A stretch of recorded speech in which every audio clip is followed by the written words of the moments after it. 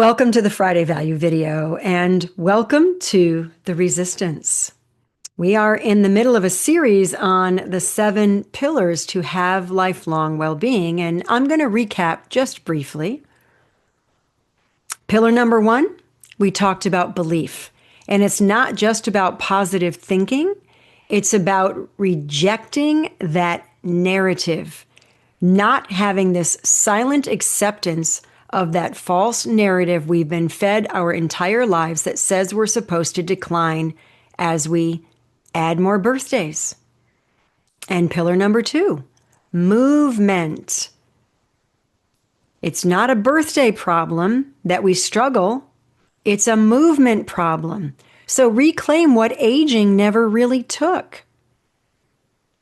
And this week, pillar number 3, food. Actually, nourishment. Nourishment is such a much better word than food. Fuel that nourishes without harm. I want you to nourish like you refuse to decline. Real nourishment, it's not about restriction. It's about replenishment. Your body is a living engine, and every single cell relies on energy from the foods that you eat. Those myths that cutting carbs or slashing calories is what keeps you healthy, or that you need extra protein to maintain muscle as you get older, those are keeping us from achieving real health and being functionally strong for life. Carbohydrates are not your enemy.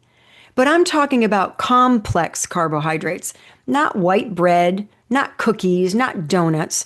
I'm talking about things like sweet potatoes, whole grains, veggies, fruits.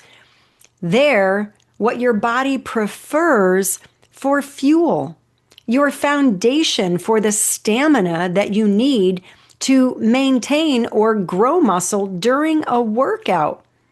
Without sufficient carbohydrates, fueling your body, that protein that you do eat will be used for energy because you're carbohydrate deficient. You could even lose muscle mass because of not having enough carbs. This is shown in the data, but it's not widely known.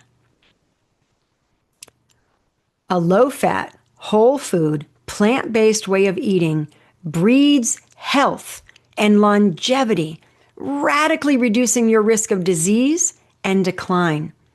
I know there's a plethora of conflicting advice on this topic. The truth is, food really isn't the problem. Confusion about food is the problem. So, the number one question to ask when someone advises you is this: how many people have they helped? And how long have they been doing that?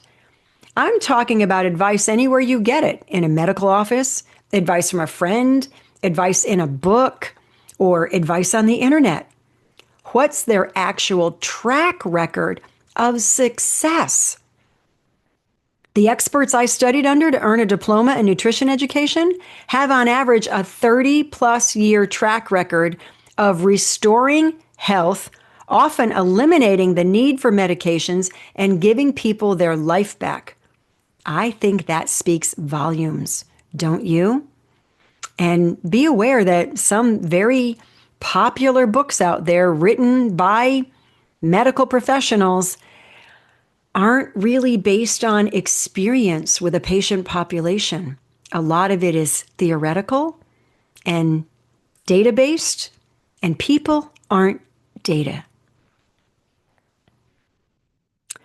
Nourishing your body with complex carbohydrates, fruits, vegetables, grains, legumes, causes your energy to surge, your workouts to be productive, and your health to thrive long into your golden years. I've seen people in their 80s alleviate joint pain by applying what I've taught in my Nourish Away pain classes at the local college.